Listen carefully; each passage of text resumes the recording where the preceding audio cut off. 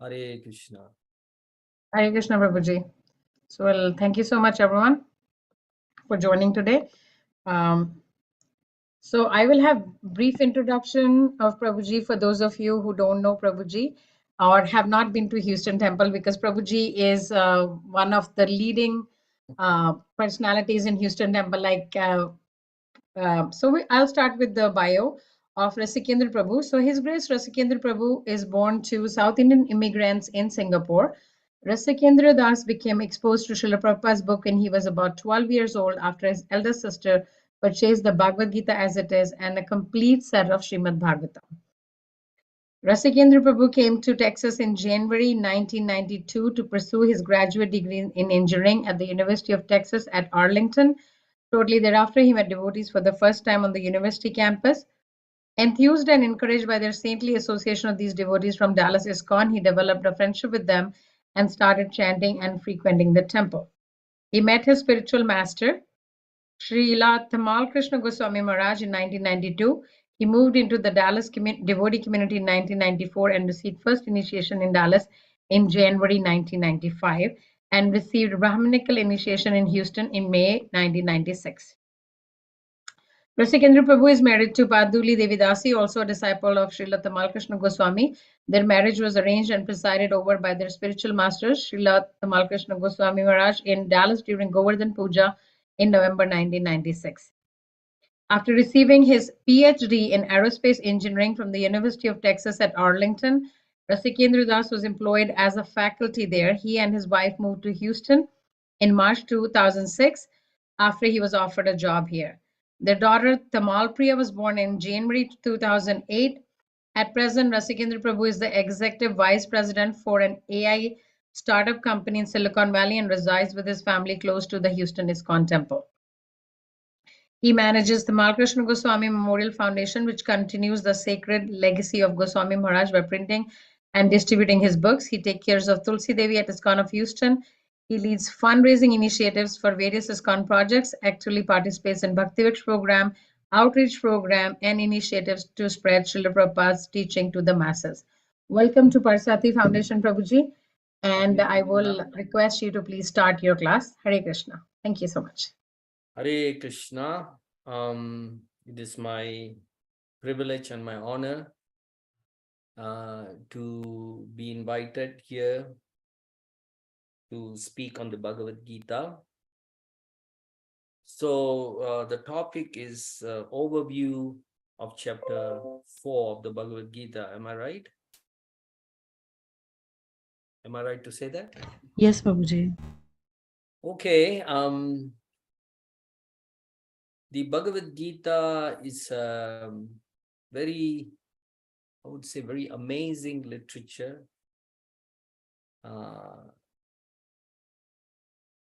Which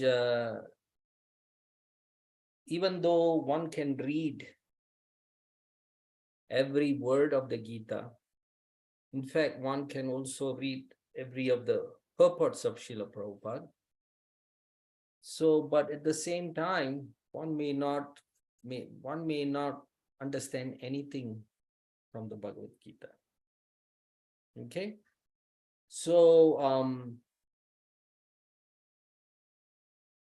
a lot of us probably was in that category before we came and associated with devotees, received knowledge about what is the soul, what's the difference between the soul and the body, and what's, who is Krishna, how we can reconnect our relationship with Krishna.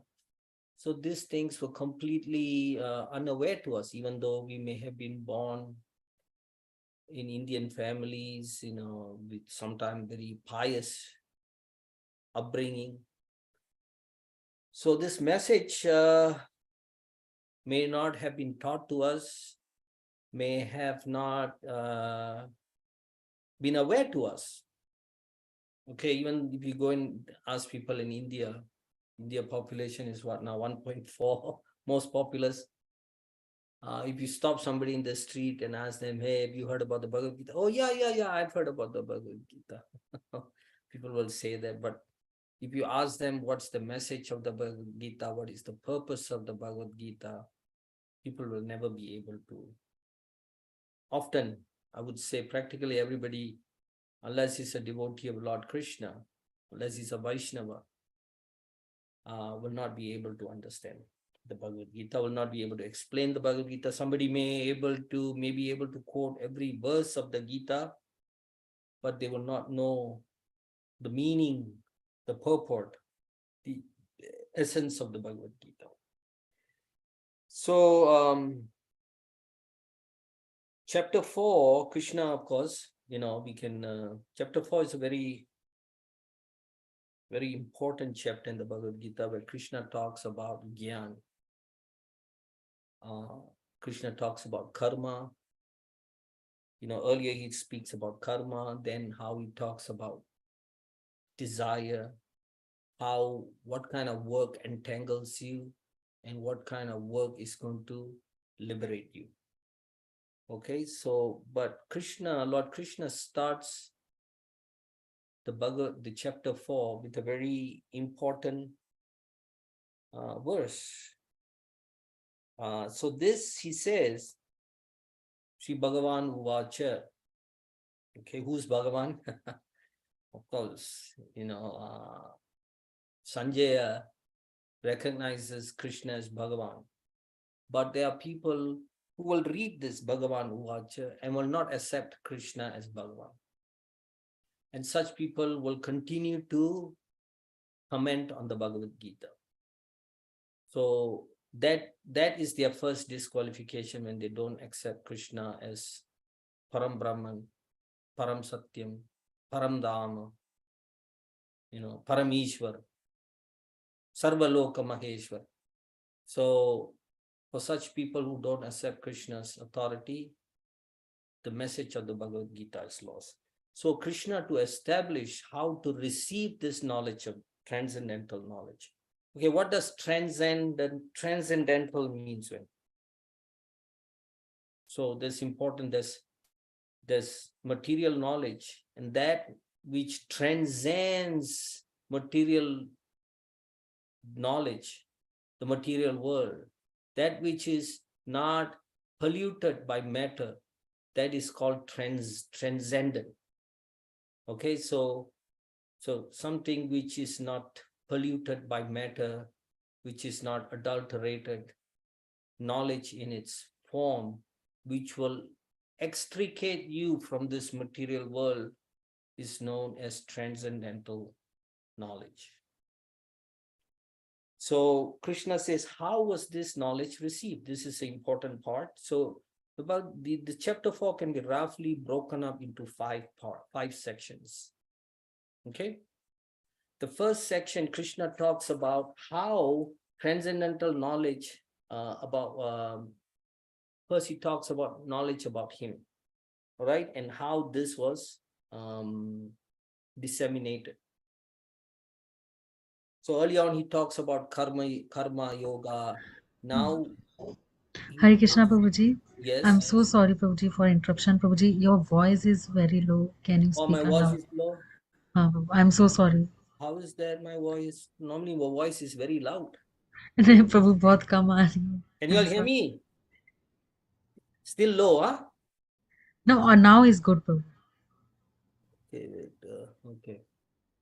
Can you hear me better? So Krishna is saying how to receive this knowledge. First, he established, right? Let's say if you go to school, to the university, and you go, or if you go to first grade, kindergarten, you don't know how to receive knowledge. You are running around in the class and not accepting authority. Then it's only a matter of very soon you'll find you are failing your grades. Okay. So there's a way to receive knowledge. Even material knowledge, there's a way to receive. You have to be attentive. You have to be respectful. What to speak of spiritual knowledge. So Krishna says how this knowledge was first disseminated. Sri Bhagavan Uvacha Imam Vivasvate Yogam. So this yoga was first spoken to the sun god Vivaswan.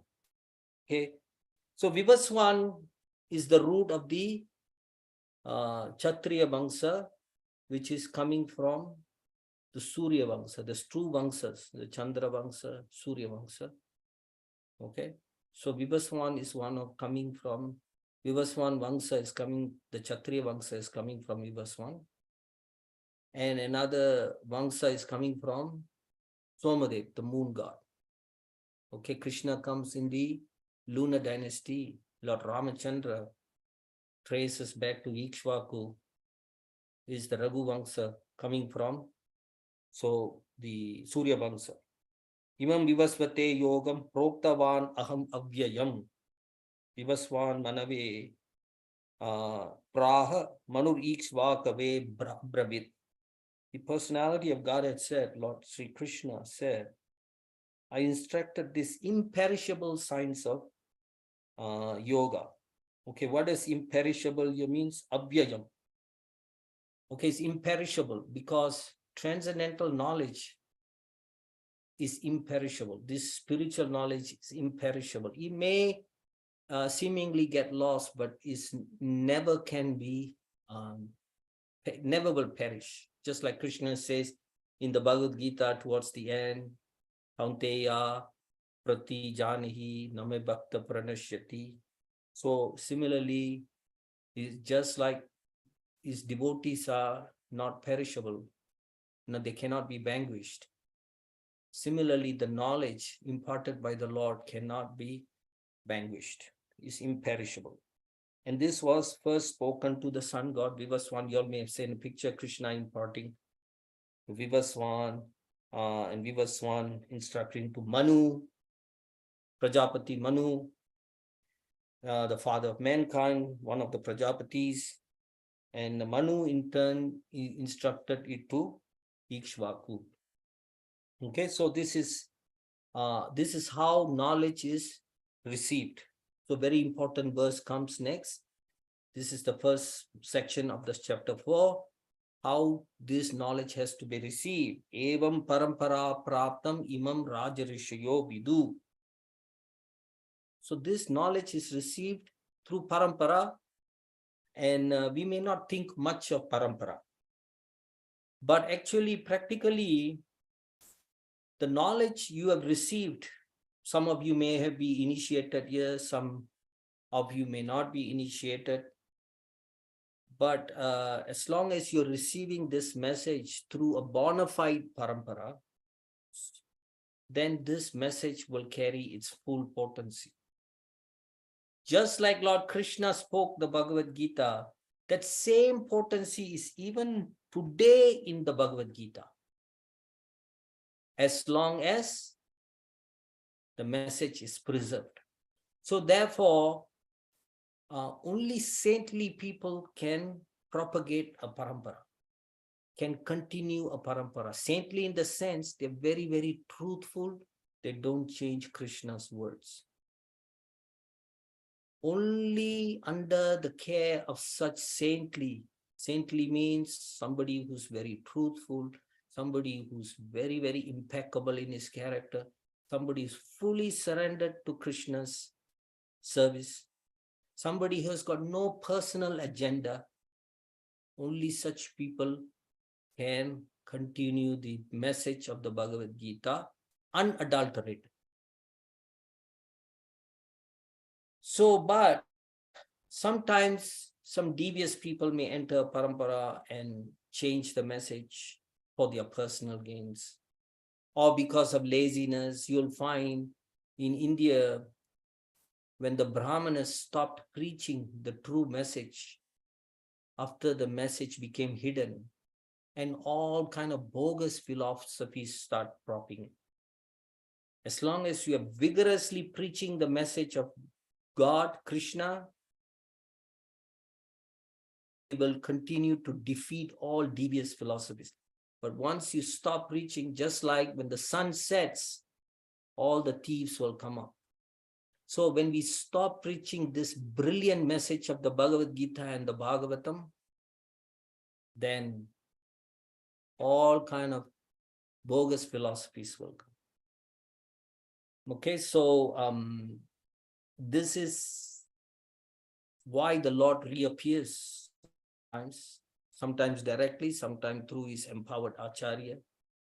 They appear to re-establish the message. So it's evam parampara praptam imam raja rishayo vidu sakalaneha mahatta yoga nashta parantapa. This supreme science was thus received through the chain of disciplic succession, and the saintly kings understood it in this way, but in the course of time the success broken, and therefore the science as it appears to be lost. Just like Lord Chaitanya had to reappear only 500 something years ago to revive Krishna consciousness. And even after Lord Chaitanya appeared, after a few generations, the message became lost again. Almost practically lost, only practiced by some reclusive Babajis. Then Bhaktivinoda Thakur had to come again to re-establish. So, and in Kali Yuga, these things will happen if somehow we become lazy, somehow we don't start learning the philosophy. Okay, so Krishna is telling how to receive this transcendental knowledge and what is the requisite. Okay, but Krishna makes a very important point. Who is eligible to receive this knowledge? The next verse he said, because you are my devotee and my friend, therefore I'm talking this very confidential, this rahasya. Okay, sa eva maya tedya yoga prokta puratanaha bhakto simi sakacheti rahasyam etat uttamam. So now Krishna is giving this very, very confidential knowledge, right? So imagine, sometimes we don't think knowledge is very useful. Oh, okay, I can go to the university. This, I can get this knowledge. I can read a book. But let's say there's a storehouse. There's so much treasure in there. And somebody comes and tells you what is the code to open that room. That knowledge becomes very, very valuable, right? Am I right? Because with that knowledge, you can open up that door and get to the treasure and take all the treasure. So this knowledge is that which opens up the storehouse of treasure for us. It connects us back with Krishna, which is the greatest treasure. So, but it has to be received to parampara unadulterated. So it will purify our heart. It will take us from all kind of karma and the activity. Krishna talks about karma yoga before. Now he starts talking about nishkam karma. This karma, sakam karma and nishkam karma.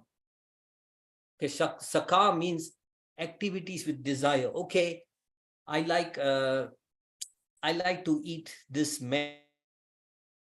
I will offer to Krishna and I will eat. Oh, I like to work as an engineer, so I will work as an engineer and offer some fruits to Krishna. That kind of work is called karma yoga. Okay, now Krishna says very soon he will start talking about how to transcend this from sakam yoga to nishkam karma yoga. Okay, so but Arjuna becomes confused. But Krishna, you are much younger, Vivaswan. I mean, I'm talking to you, but Vivaswan is from millions of years ago. What are you talking? How am I supposed to understand that you imparted this knowledge? Now, Arjuna is fully aware that Krishna is the supreme personality of Godhead. It may think that Arjuna here is just pretending, but because Krishna has thrown Arjuna into some kind of illusion, not the type of illusion we are, okay? Our illusion is very different type of illusion than what Arjuna, since Arjuna is a pure devotee. Krishna has, by his yoga maya, has made Arjuna forgetful of his duty, make him lose his determination for our sake. So therefore, Arjuna became an instrument in Krishna's hand to speak the Bhagavad Gita. And because Arjuna was so pure and he was a totally devoted servant of Krishna, he was chosen by Krishna to speak the Bhagavad Gita for the benefit of people like us, who's always, or at least me, enamored by Maya. So, but Krishna says, actually, many births I've taken and you have taken, I can remember everything, but you cannot remember any except your present birth.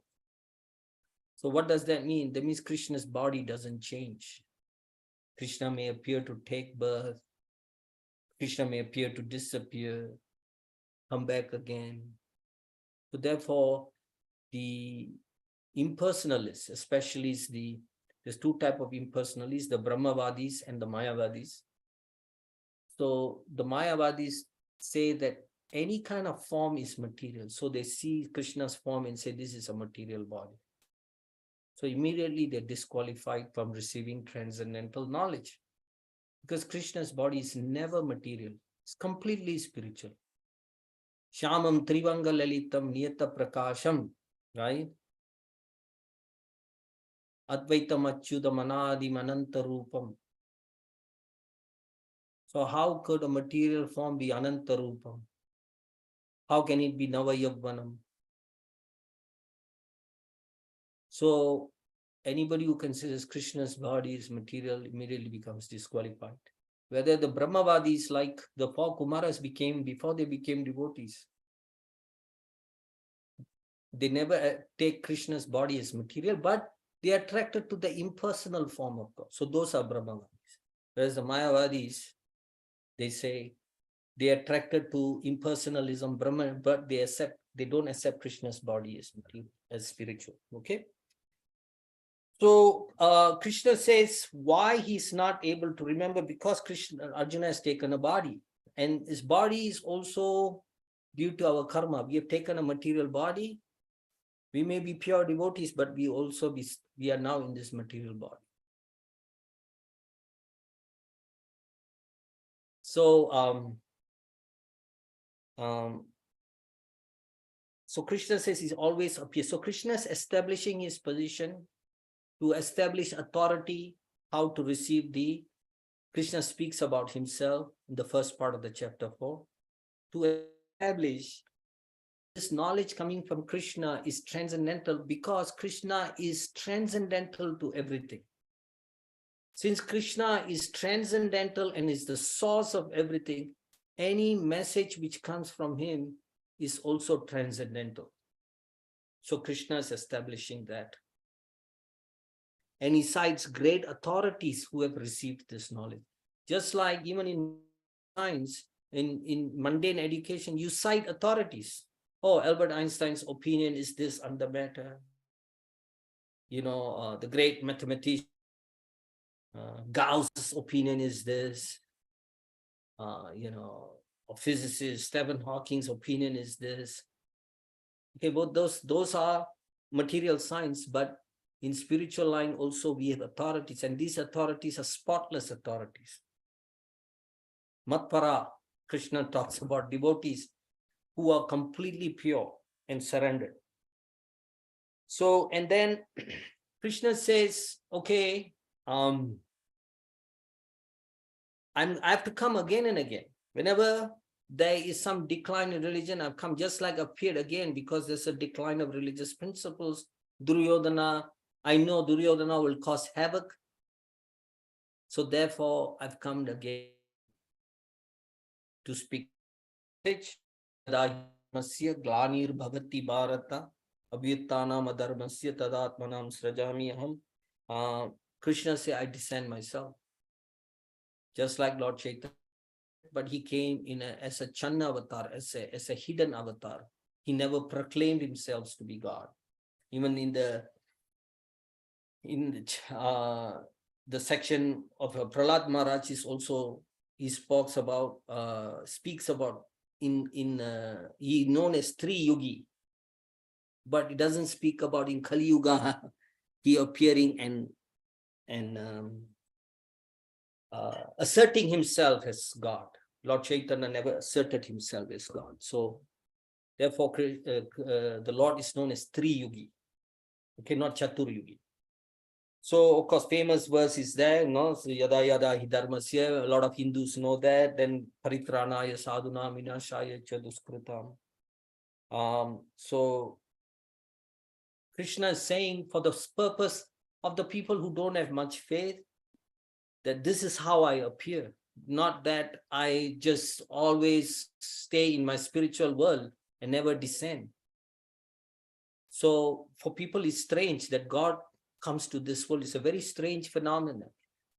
In fact, the Christian philosophy says God is so great, you cannot see him. If you see him, you cannot see his feet, you cannot see him. That's how great. Therefore, God has to come in a burning bush. But in our Vaishnava philosophy, God is like a human. We have two hands, God. We've got human form because of Krishna's human form. But we are a perverted reflection of Krishna, our bodies. Because it exists in Krishna, it also exists in this world. But this is a perverted reflection, is like a contaminated reflection. Okay? So, but Krishna comes to paritranaya sadhunam. So the question comes, okay, but the sadhu is already delivered. Why is Krishna has to come to deliver the sadhus? Just by their devotional service, they are delivered. But Krishna says to deliver the pious and to annihilate the miscreants, as well as to re-establish the principles of religion. So paritranaya sadhunam vinashaya cha duskritam. Well, anybody can come to also destroy the demons. He can send Durga, he can send Lord Shiva, he can. So the real purpose Krishna appears is to actually mitigate the separation of the sadhus they're feeling from Krishna. They're feeling so much from their beloved. So, and they're so hankering to see him. There, for that reason, that's the main reason Krishna appears. This is the opinion of the Acharya. And everything he after that does is just secondary. But the real reason Krishna appears is the separation that is feeling from him. So to mitigate the suffering, Krishna appears. Can you all hear me? Yes, Prabhuji. Okay.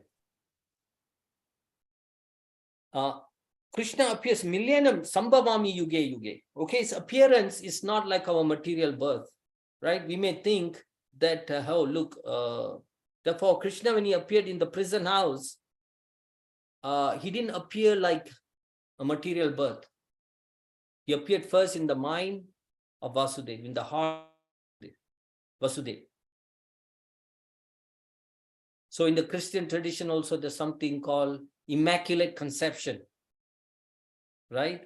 Immaculate Conception means a birth without the union of men and women. Just like, you know, Christ is said to be the Virgin Mary. She gave birth to Christ, but she was a virgin. But in our case, the birth was not even a biological birth. Krishna appeared in the heart of Vasudeva. Okay? So Krishna's body is never material. Now, very important, now the verse, why is Krishna doing all this? He said, now if you understand all this, how I appear and my activities, this is enough to liberate you. It's very amazing. Now, this is transcendental knowledge.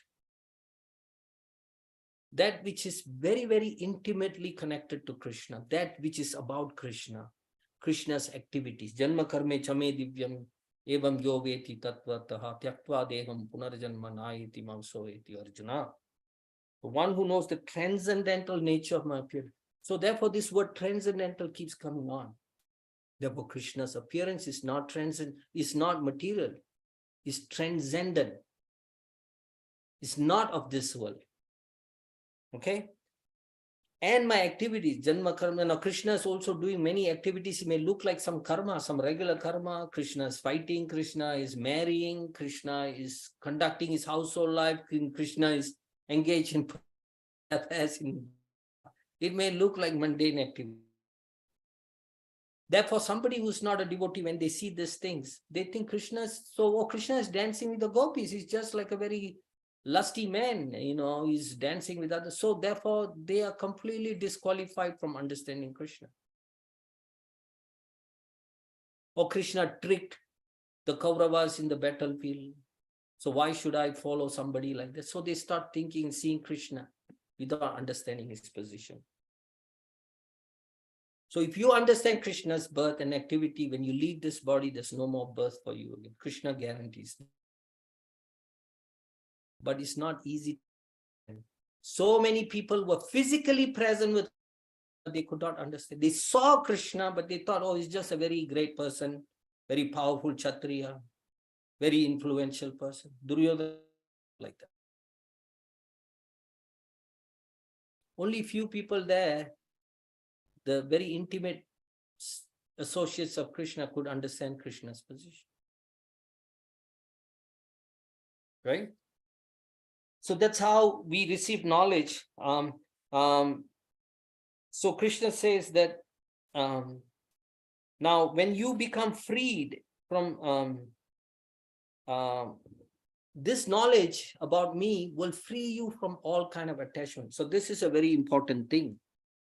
Okay, the nature of the soul is to become attached to something. All right, either we become attached to Krishna or we become attached to Maya. There's no halfway thing. Therefore, even the impersonalists, they get liberation, they have to come back to this world because there's no activity in the Brahma Jyoti. They're simply in the Brahman realization. There's no suffering, but there's no activity. Imagine, let's say somebody is throwing you into the water, dunking you into the water for 1 minute, and then they pull your head out. You feel so much relief. You say, wow, this is so wonderful. But then after keeping your head for 1 minute, 2 minutes, 3 minutes, 4 minutes, 1 hour, 2 hours, and then you realize I need to do something. Can you be just breathing like that and not doing any activity? So the Brahma Jyoti is like that. There's no distress, but there's no prem. There's no bhava. The nature of the heart is to develop bhava for Krishna, prema leading to prema. Without that, even those in the Brahman realization come down to this world again, seeking material pleasure, but in material pleasure. Okay, so that was the first section, how to receive knowledge, Krishna's position, and then how to apply transcendental knowledge, and how it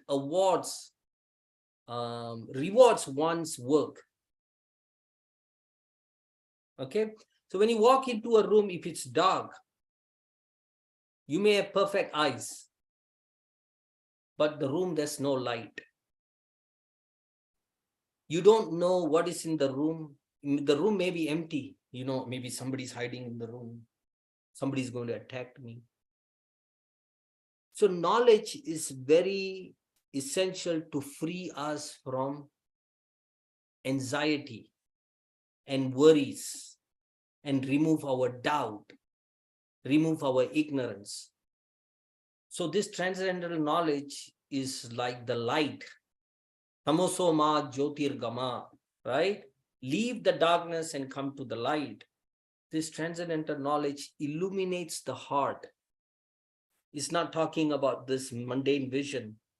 It's talking about the vision which comes from the heart with transcendental knowledge.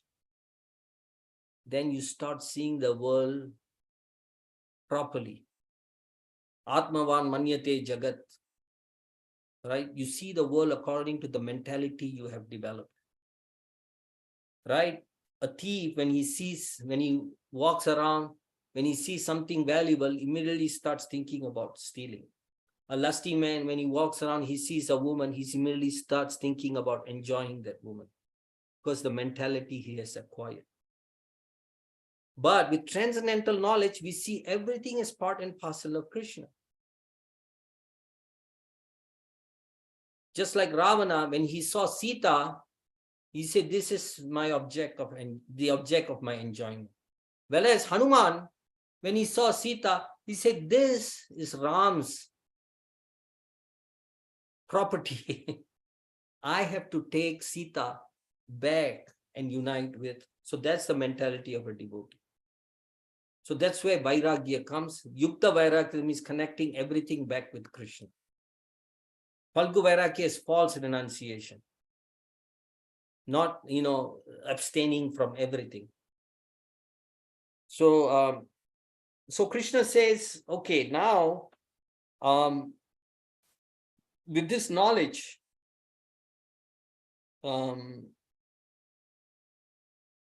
you are going to be rewarded. How is it? As you surrender unto me, I reward you accordingly. Krishna is impartial, but at the same time, you reciprocate with him, he reciprocates with you. So therefore, Srila Vishwanath Chakravarti Thakur says, Krishna actually says that, but actually is very impartial, very partial to his devotees. Okay?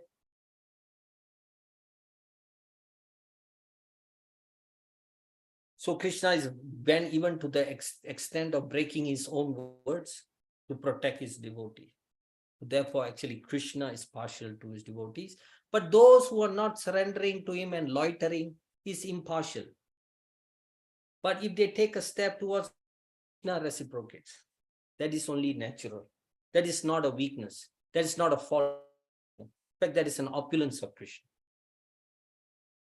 So Krishna says about how people, become attached to material knowledge, and they, with desires, worship the demigods, hoping to get quick benefits. Because the demigods are quick to dispense. Okay? If my connection goes out, let me know. I'm getting this sign. So Krishna says, I've created this Chaturvarnyam. Okay, these 4 orders. What are the orders of society? The Shudra, Vaishya, Kshatriya, and Brahmana. And whoever is in whatever category, I've created this, but I'm above this. So in this Chatur Varnashrama, whatever actions you do, if it's following dharma, it will elevate you to a position where you can start understanding that actually I have to become detached from my work, from the fruits of my work. Very dutifully, but not be attached to the results of my work. So that is a symptom of transcendental knowledge. So there's Nishkam Karma, but that is not Bhakti Yoga. Working without being attached to the fruits of your work, that itself will lead to transcendental knowledge. Because by working like that, you accept that the fruits are not mine. The fruits are actually, even though I appear to be working and generating these fruits, but I'm not meant to enjoy these fruits.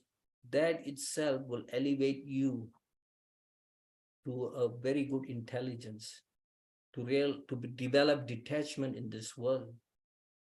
But the next stage higher than that is working for Krishna. So this stage where you work, but you don't become detached from the fruits of your work, is transcendental knowledge, the beginning. And if you continue that in the association of devotees, it becomes Bhakti Yoga. The Sakam Karma, Nishkam Karma, and then there's Bhakti. Bhakti yoga, Prabhupada also equates it with buddhi yoga, buddhi. Working for, acting in this world with intelligence. And connecting your intelligence to Krishna.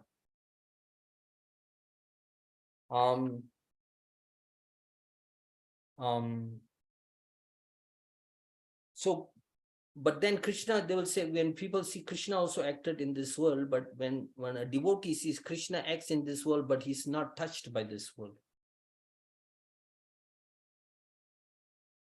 The work never affects Krishna. There's no work that affects me. Krishna says that in the Namam karmani limpanti name karma phale spraha itimam yo bijanati karma bir nasad badhyate. There's no work that affects me, nor do I aspire for the fruits of action.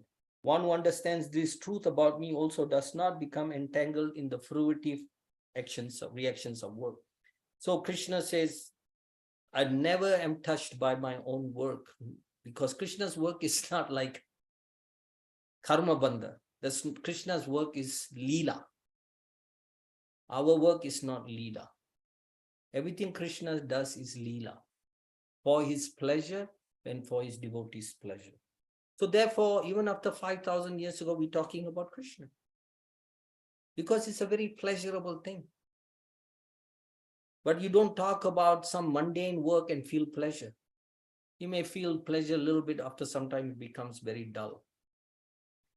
So even he says those liberated souls in the previous ages, understanding my transcendental nature, have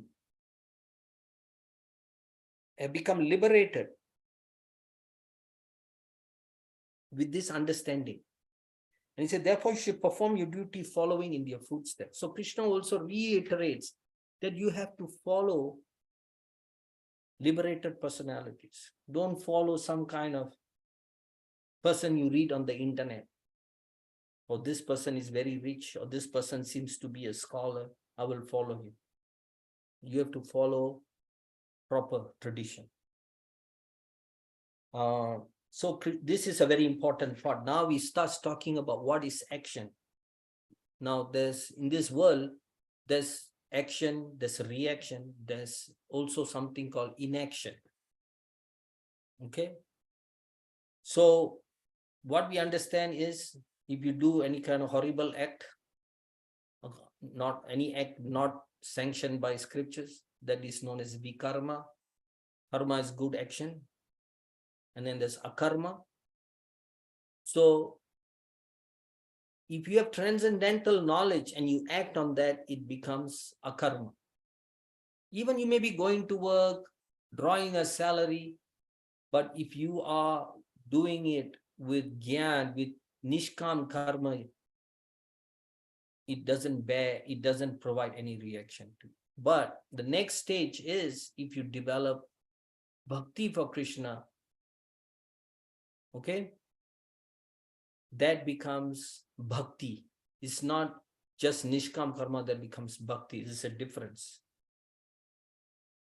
Okay, without action, without attachment. So anything you do which is not connected with Krishna, it becomes binding in this world. And that any kind of thing which is not done as a sacrifice for Krishna. Krishna elsewhere says in the Bhagavad Gita, Yashnata karmano nyatra lokoyam karma bandhana tat artam kaunteya mukta sangha samachara. The work has to be done in this world for the satisfaction of Lord Vishnu, Prajatyeshwara. That which is not for the pleasure of Lord Vishnu will bind you to this world, but with the same work for the pleasure of Lord Vishnu will liberate you. Okay? So we may see a devotee is very active, but actually he's not acting. One who see, now Krishna says, karma is very difficult to understand. Then he starts talking about one who sees inaction in action. One may be very active, a devotee, because the soul, that means one who is the body is moving, but the soul is not acting. The soul to act, that means it has to be doing service for Krishna. So that is when the soul really acts.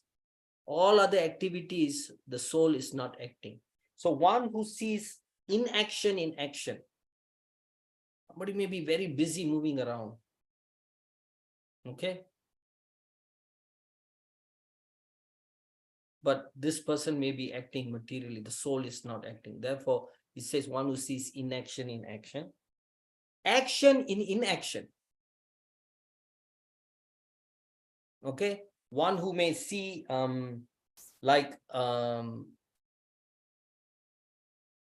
somebody who's a sannyasi but who's not a devotee, he may be inactive, but he's acting and creating karma because he has to breathe, he has to walk, he has to do certain things. He's killing some kind of living entities, or he's creating some action. Even though he may be thinking, I cannot light fire, I cannot do this, I have to cover my mouth. Even though he seems to be inactive, but actually he's active because he's creating karma. Whereas a devotee, he may be seeming very active, but he's actually not creating any karma. So that's the meaning of one who sees action in inaction, and one who sees inaction in action and acts, that he's actually a really intelligent person. All right. And he is in the transcendental position, although engaged in all sorts of activities. So this is the secret of vision. All right. So one is understood to be in full knowledge, whose every endeavor is. So if we endeavor for activities with no self-interest, okay, he is said to be in full knowledge.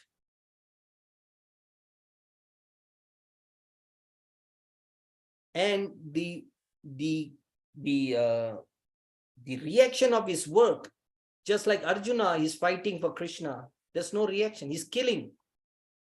Because these actions, the fire of transcendental knowledge burns up the reactions of his work. There's no karma.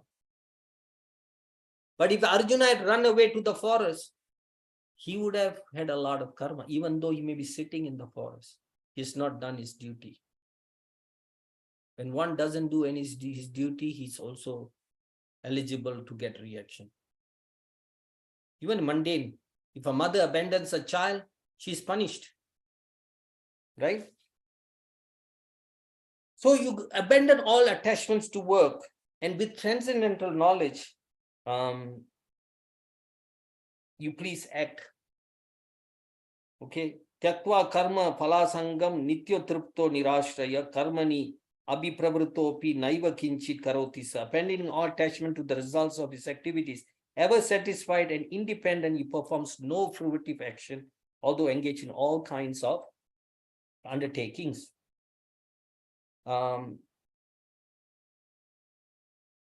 Then Krishna talks about acting with mind and intelligence perfectly controlled. Now we can only control our mind and intelligence through the enlightenment of transcendental knowledge.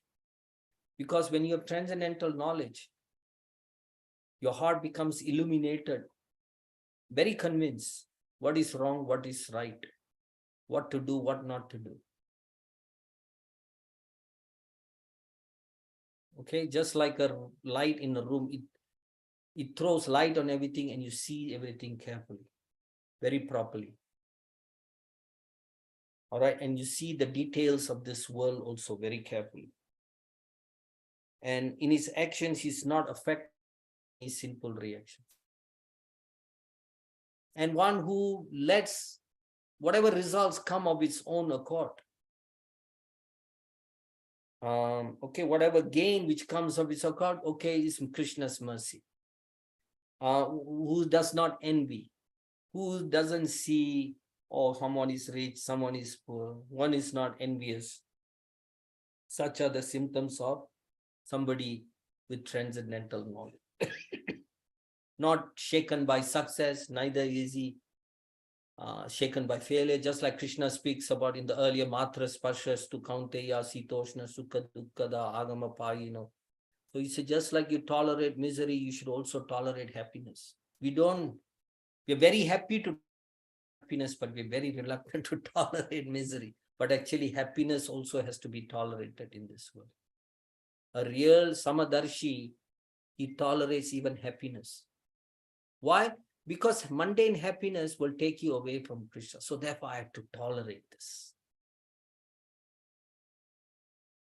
Okay? And with such a spirit, is never entangled. Okay?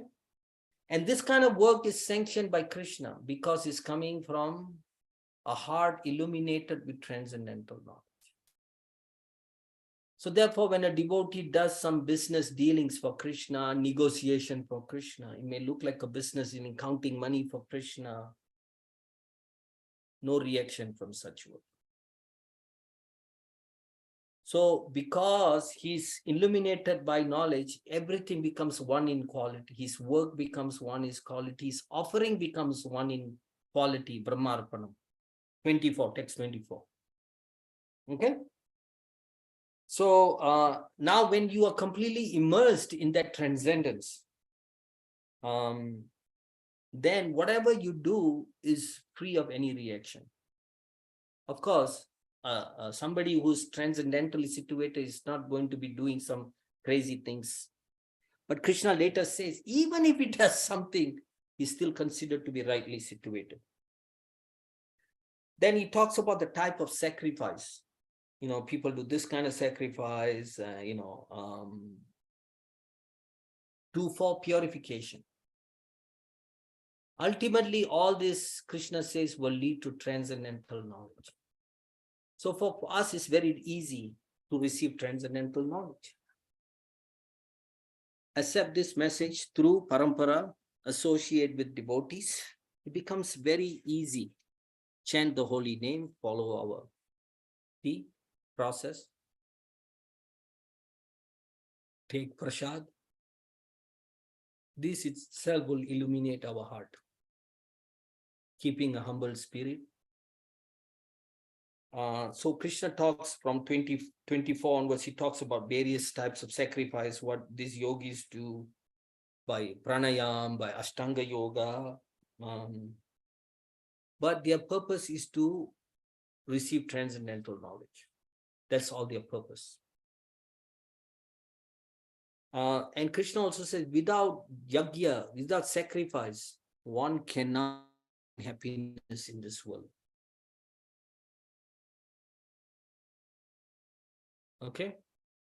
Because the act of sacrifice is necessary as part of detaching ourselves in this world.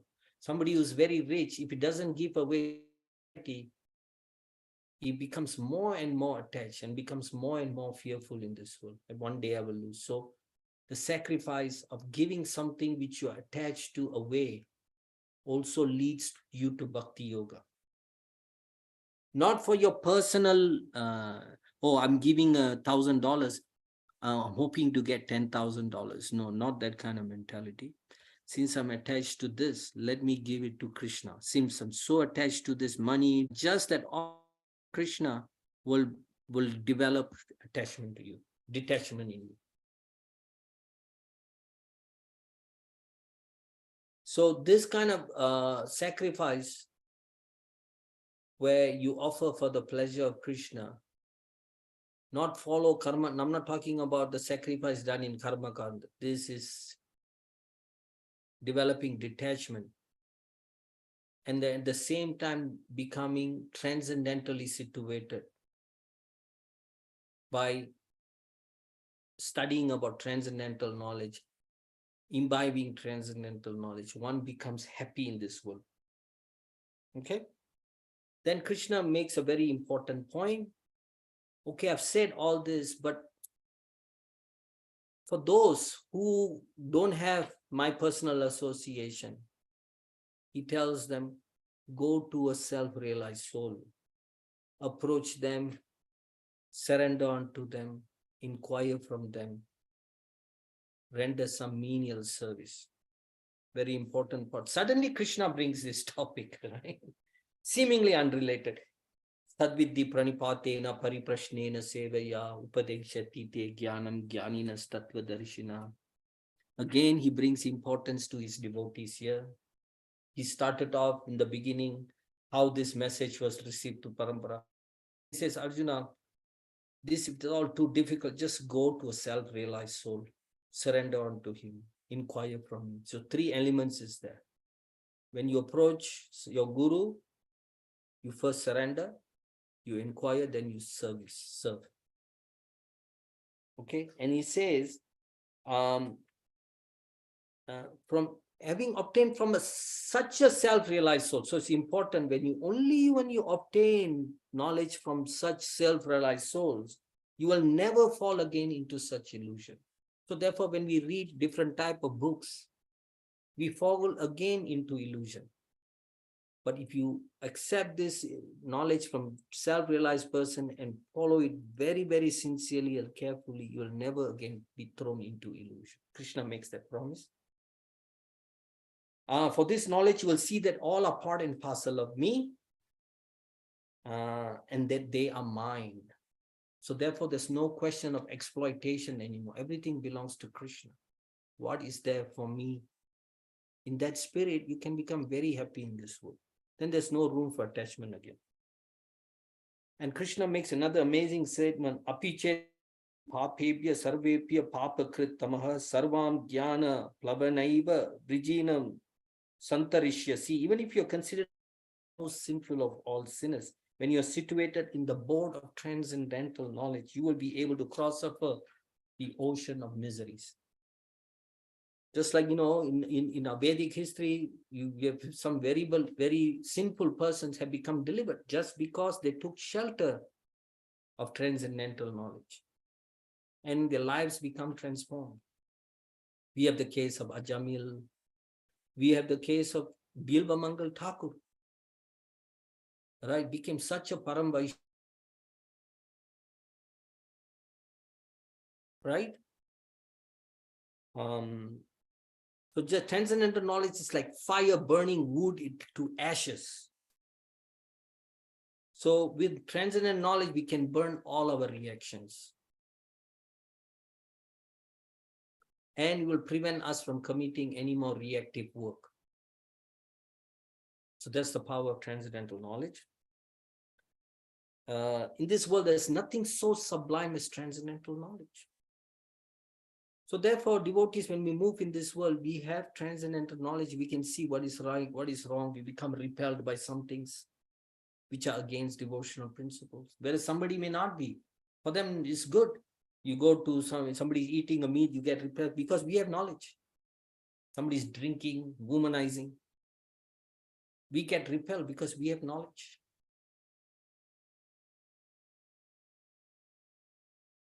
We feel pity, we feel mercy on people because we have transcendental knowledge.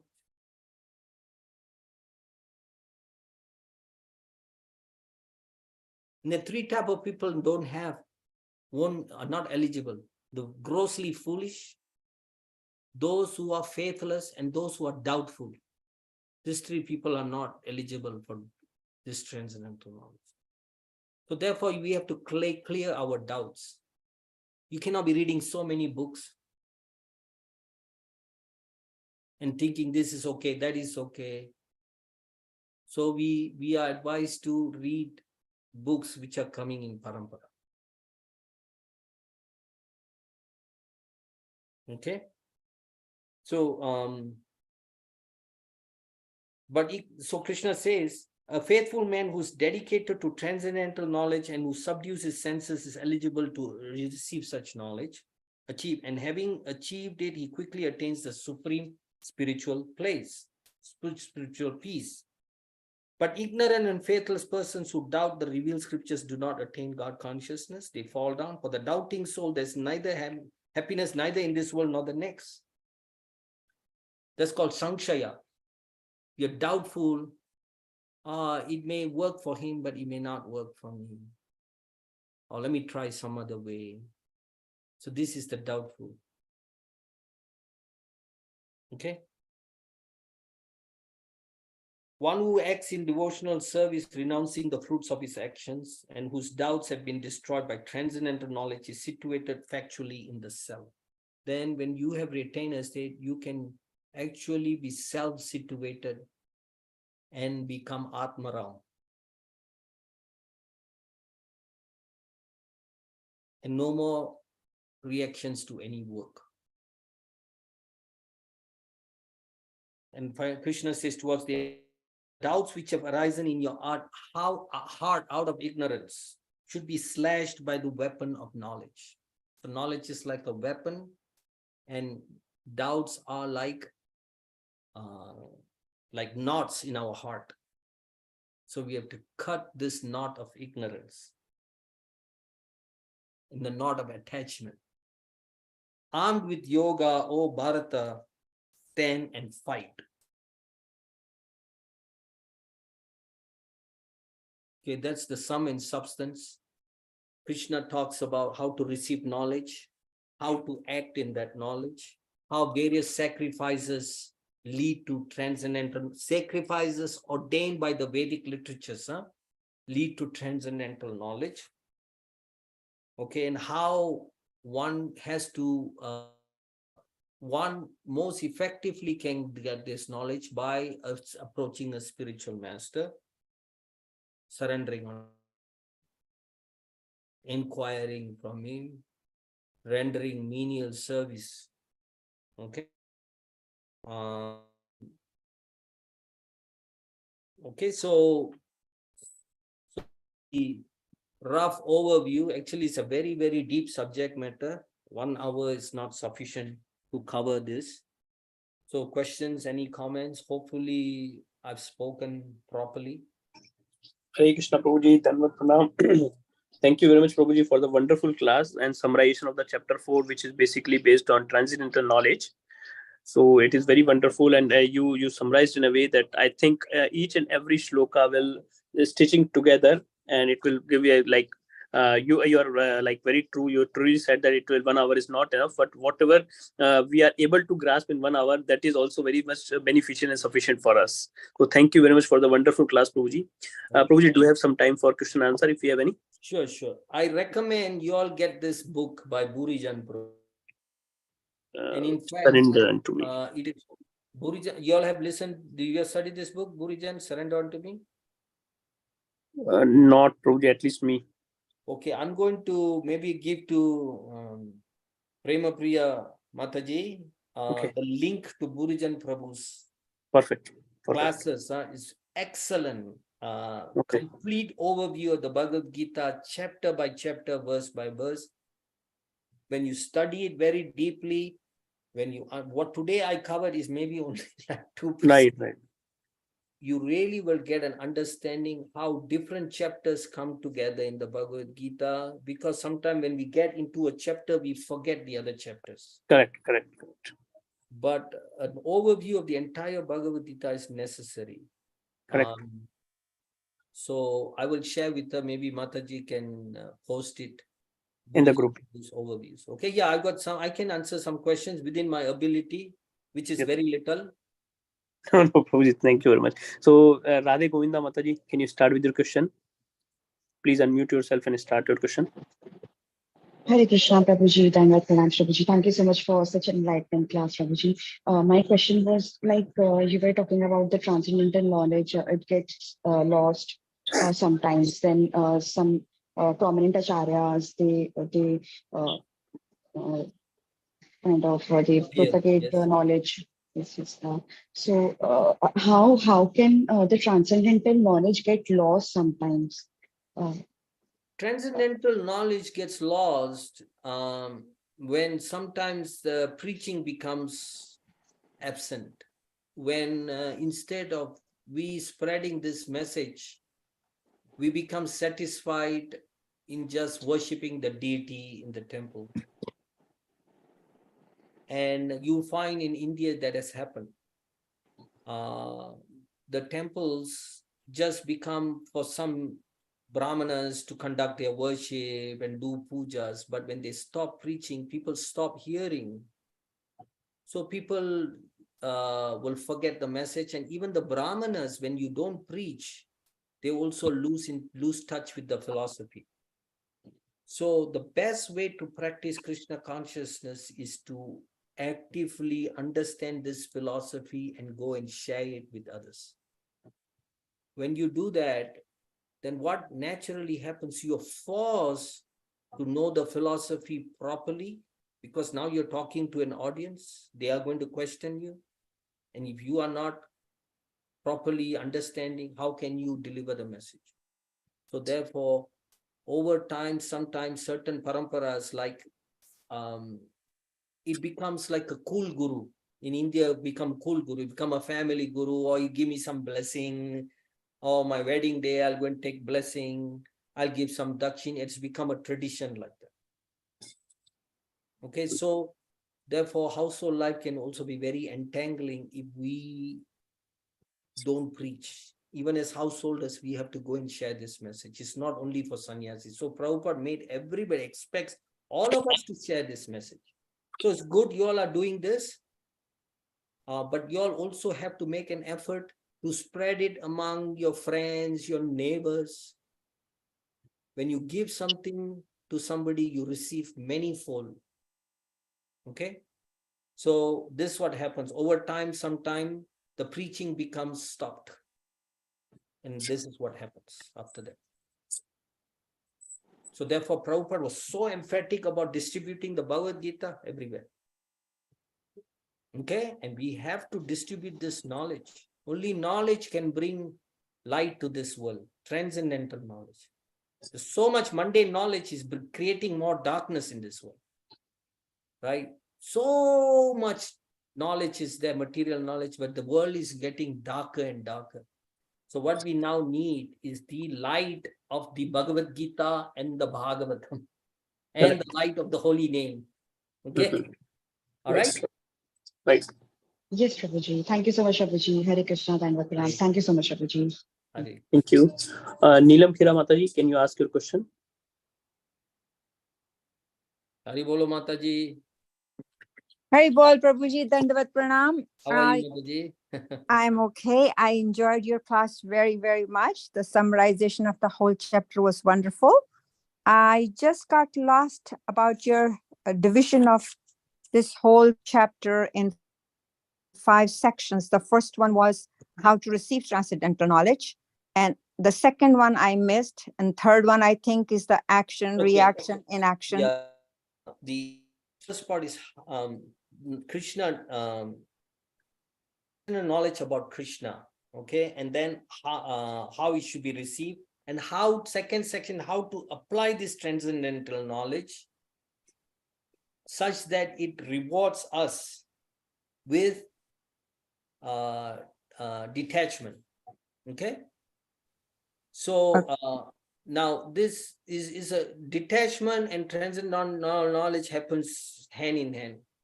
So we have to give up our attachment to this, to the fruits of our work. When we do that, transcendental knowledge starts manifesting. When transcendental knowledge manifests in our heart, then we want to give more away and not become attached.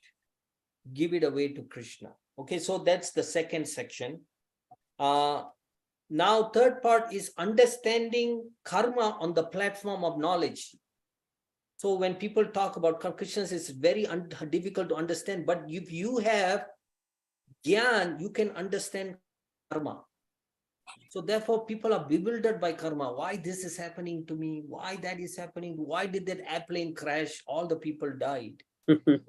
Because they're not seeing, or why lose my job, or why my somebody fall very sick, why my house burned down. If we are not seeing it from the eye of knowledge, then it becomes very puzzling. So therefore, we have to see this world through the glasses of knowledge. Okay, knowledge is something which is very, very important. Real transcendental knowledge. So that's the third one. Okay, the fourth one is talking about how all the Vedic sacrifices actually are meant to lead to transcendental knowledge.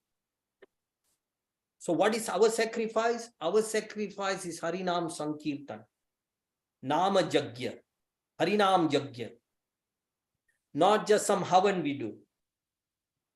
That can become very ritualistic.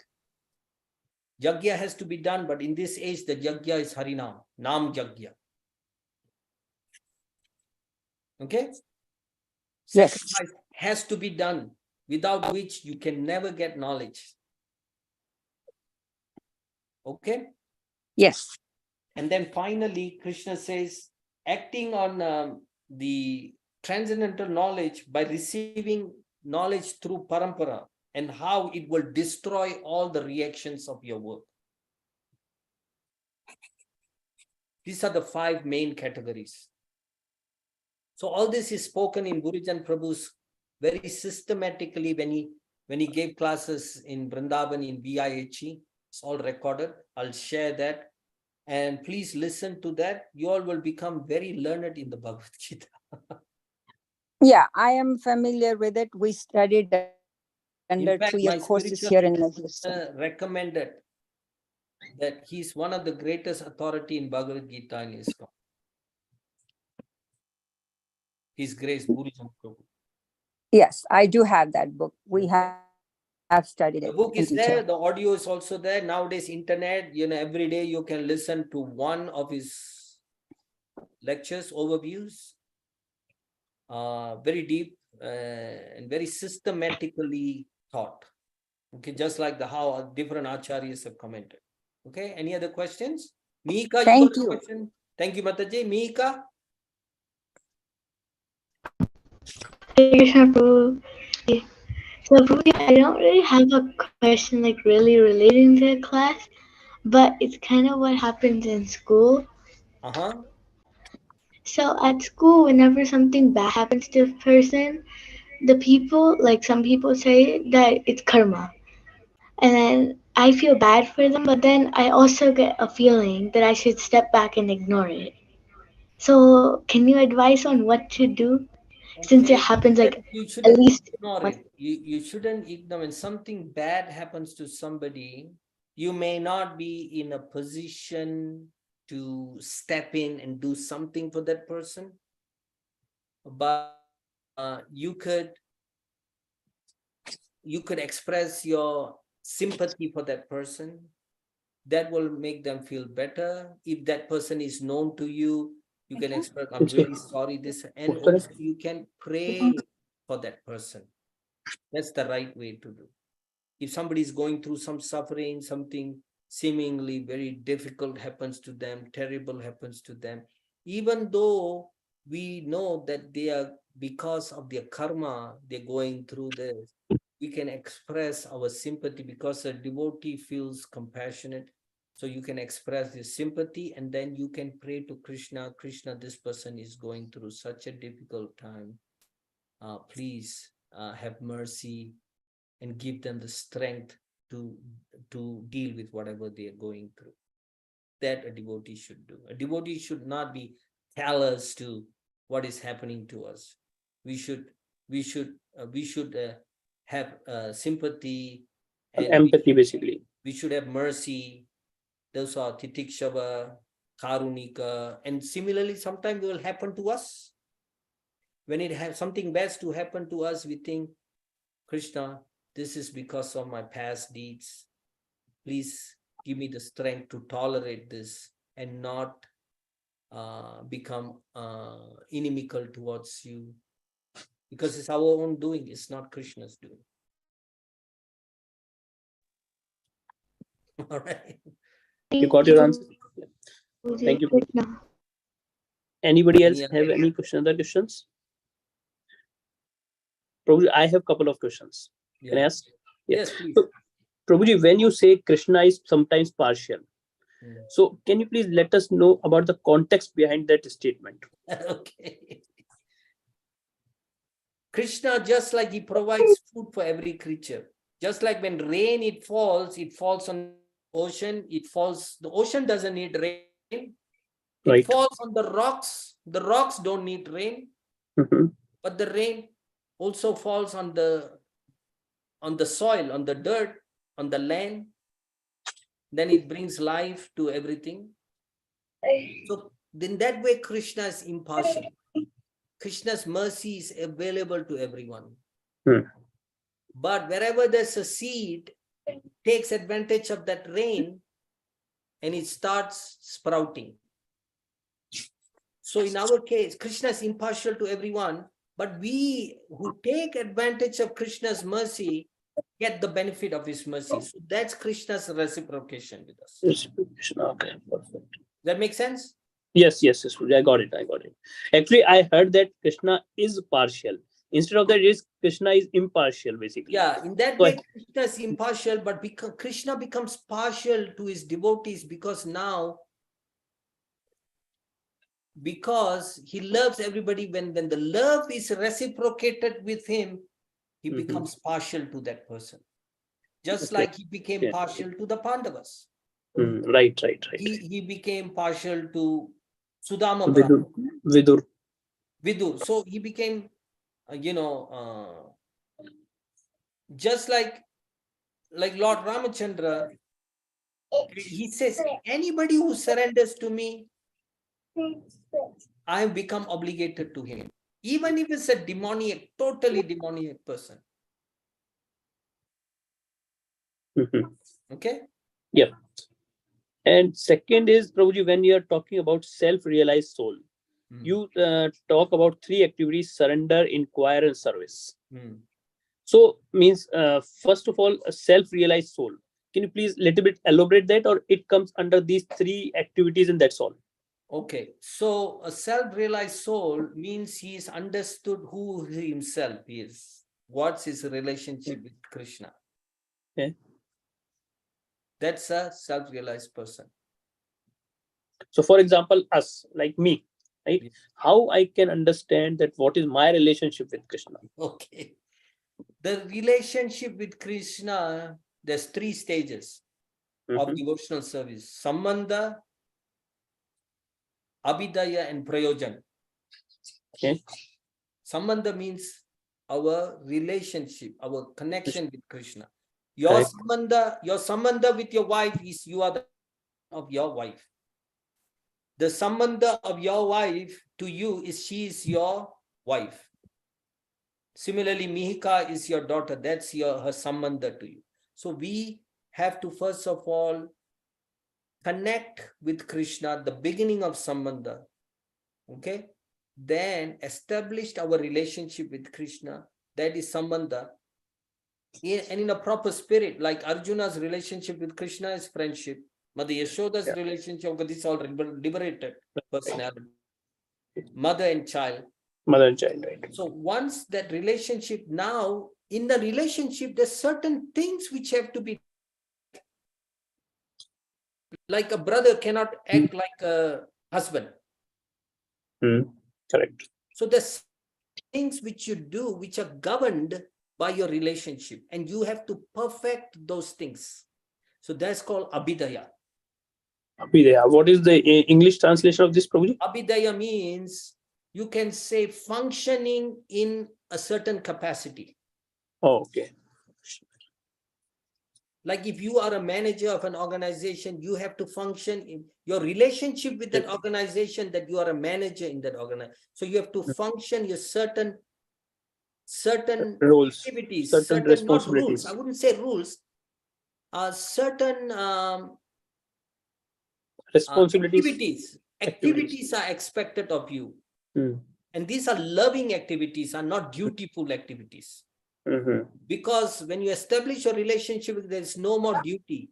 It's now based on love. So therefore, Abhidaya, Sambandha, the deity for Sambandha is Radha Madan Mohan. So therefore, you go to Vrindavan, first you go to see Radha Madan Mohan. Right. Then the Abhidaya deity is Radha Govindji, where you will understand how to function in a certain, like the gopis have a certain relationship with Krishna. They function in a certain way with Krishna. They deal with Krishna a certain way. They serve Krishna. That's Abhidaya. And Prayojana is Gopinath, where the fructification Purification, right. of your relationship with Krishna. Prayojan. You know what in Hindi is, what is their prayojan?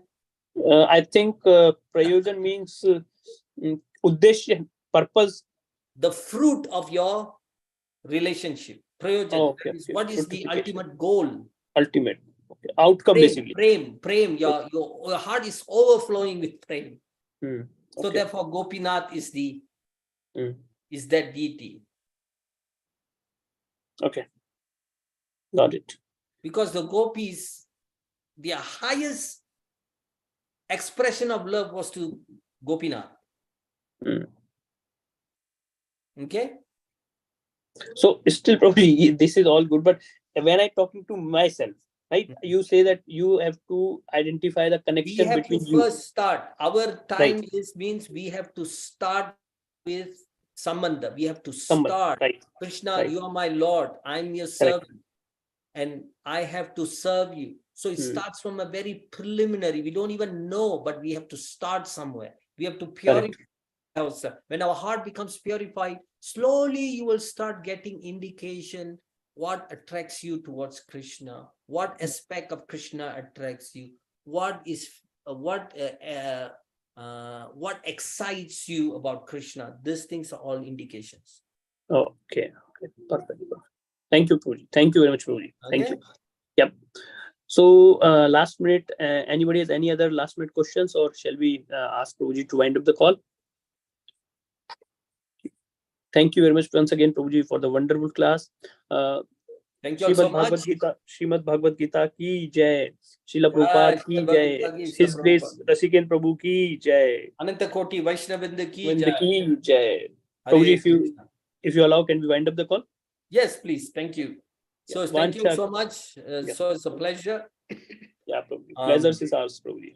So please, I will share with Prema Priya Mataji, Padma Priya, and you all please study Gurujan Prabhu's overview. Yes, Okay? Prabhuji. Okay, Prabhuji. Hare Krishna. Vancha kalparvishya kripa sindhu bhayevya Patitanam pavanebhyo Vaishnavebhyo Vaishnavebhyo namo namaha. Govinda ki jai. Hare Krishna. Hare Krishna, Prabhuji. Thank you very much, Prabhuji. Thank you. Hare Krishna. Thank you very much, all the devotees, to attend this session and listening very carefully. Thank